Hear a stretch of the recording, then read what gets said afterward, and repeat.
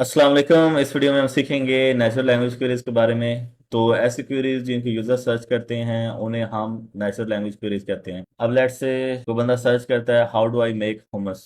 ये रेसिपी का नाम है।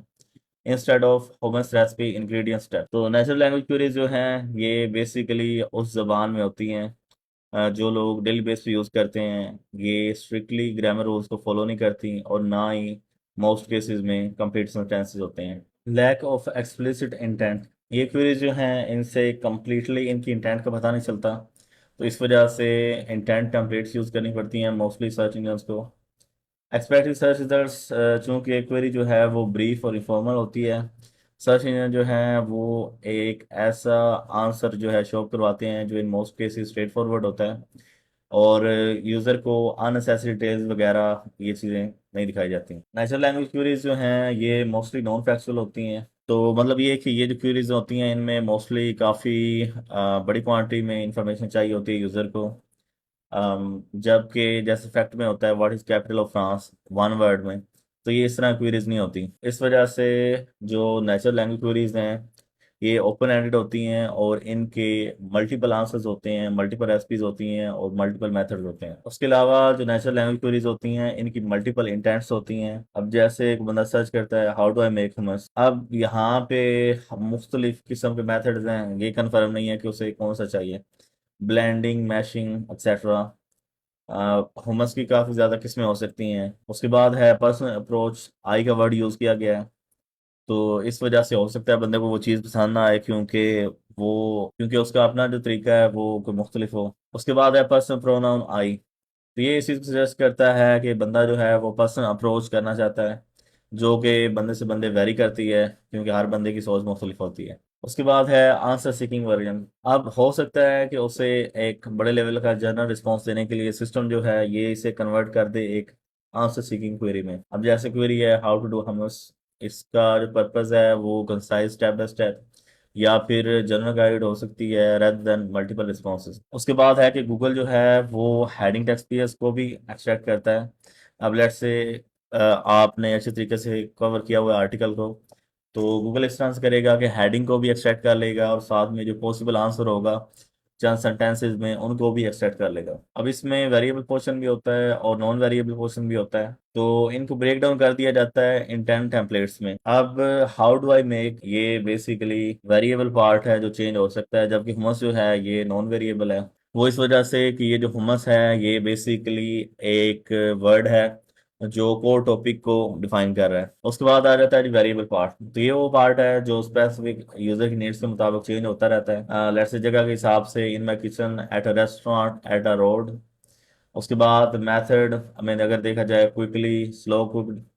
उसके बाद टूल में अगर देखा जाए with a blender, using motor and pastel. उसके बाद पर्सनल एट्रीब्यूट्स। अब आई जो है इससे कोई बच्चा हो सकता है, वुमन हो सकती है, बंदा हो सकता है, कोई बड़ा हो सकता है, हत्ता कि कोई ब्लाइंड पर्सन भी हो सकता है, तो उस हवाले से मखसूस आर्टिकल दिखाना। उसके बाद इस तरह से भी हो सकता है कि वेगन भी हो सकता है और स्पाइसी भी हो सकता है। तो इस तरह से वेरिएबल पोर्शन के जरिए इसे पर्सनलाइज किया जा सकता है और इंटेंट को वाज़ेह किया जा सकता है। उसके बाद है जी इंटेंट टेम्पलेट्स इन एक्शन। अब गूगल जो है वो इंटेंट को वाज़ेह करने के लिए इंटेंट टेम्पलेट्स को यूज़ करता है। अब लेट्स से काजेज के बारे में है व्हाट काजेज हेडेक। उसके बाद रीजंस के बारे में है रीजंस फॉर इंसोमिया। बेनिफिट, अगर कोई बंदा सर्च करता है एक्स के बारे में, तो इंटेंट अपडेट्स जो हैं वो सर्च सिस्टम की मदद कर सकते हैं ताकि करेक्ट कॉन्टेक्स्ट असाइन हो और रेलिवेंट नेचुरल लैंग्वेज रिजल्ट्स जो हों। तो यहाँ पे ये आप इसके पैटर्न्स भी देख सकते हैं। अब यहाँ भी कुछ पॉइंट हैं जिन्हें गूगल जो है वो एक्सट्रैक्ट कर सकता है in most cases intent template generate करने के लिए या फिर फीचर स्निपेट वगैरह के लिए। तो यहाँ पे स्टार्ट हो रहा है। उसके बाद जनरेट इंटेंट टेम्पलेट्स। उसके बाद generate and maintain question and answer data store. उसके बाद है जी provide natural language search results using intent templates and question and answer data store.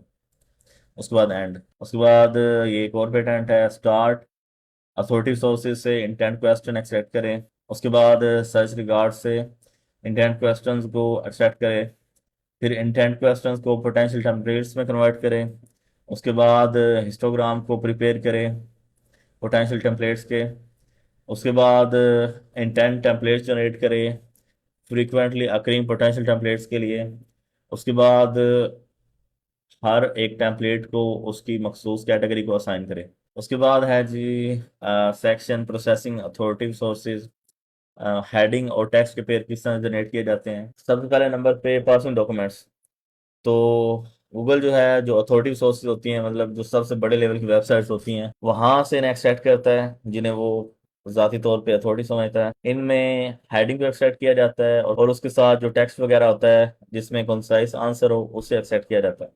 अब लेट्स से हेडिंग है हाउ टू मेक मोम्स, इसमें text में स्टेप बाय स्टेप जो instructions हैं वो एक्सट्रैक्ट कर ली जाएंगी। उसके बाद इसे एसोसिएट किया जाएगा इंटेंट टेम्पलेट्स के साथ। तो इंटेंट टेम्पलेट जैसे हमने इस पहले पूरा लेक्चर किया है कि ये जो होते हैं ये कॉमन क्वेश्चन फॉर्मेट्स होती हैं। ये हेल्प करते हैं क्वेरीज को कैटेगराइज करने में इनटू क्वेश्चन कैटेगरीज।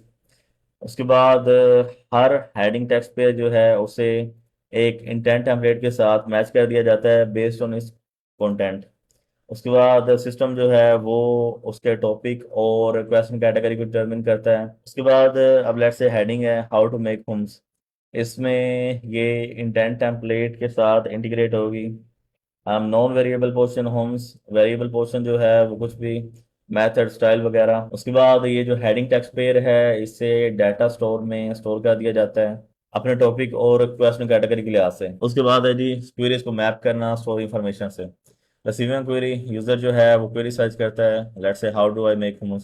सिस्टम जो है उसे फ्रेज करता है, उसके बाद इंटेंट टेम्पलेट को आइडेंटिफाई करता है और उसके साथ एसोसिएट कर देता है। उसके बाद आंसर रिट्रीव करना और प्रेजेंट करना।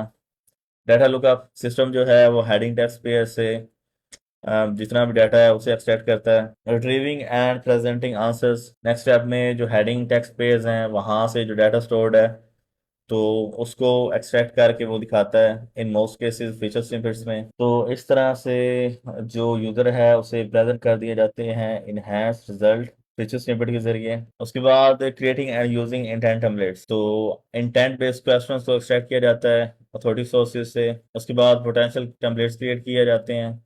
उसके बाद ये देखा जाता है कि how often each potential template occurs.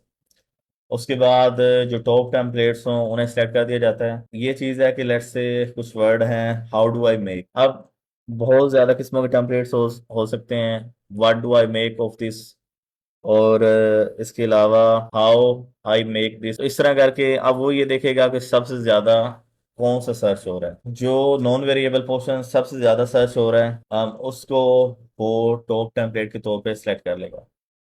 अब यहाँ पे हाउ डू आई मेक, यहाँ भी ये वेरिएबल है।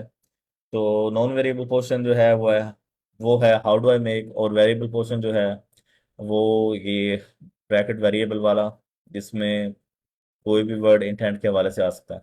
उसके बाद है associating queries with intent templates. जो क्यूरीज होती हैं उनको उनकी जो पोटेंशियल टेम्पलेट्स होती हैं इंटेंट के लिहाज से, कैटेगरी के लिहाज से, टॉपिक के लिहाज से उन्हें असाइन कर दिया जाता है। तो नेचुरल लैंग्वेज आंसर्स के अलावा सिस्टम जो है वो स्निपेट बेस्ड सर्च रिजल्ट्स भी दिखा सकता है। दोनों तरह के जो रिजल्ट्स होते हैं उन्हें सेम रैंकिंग एल्गोरिथम के जरिए रैंक किया जाता है। अगर स्निपेट बेस्ड रिजल्ट्स जो हैं वो डुप्लीकेट करें नेचुरल लैंग्वेज आंसर से तो उन्हें रिमूव कर दिया जाता है आउटपुट से। यूज़र जो है उसे क्लीन कंसाइज रिजल्ट मिल जाता है जिसमें डिटेल आंसर होता है with relevant snippets when necessary. तो इसकी एडवांटेजेस क्या हैं? डायरेक्ट आंसर, यूज़र को जो आंसर चाहिए होता है वो मिल जाता है।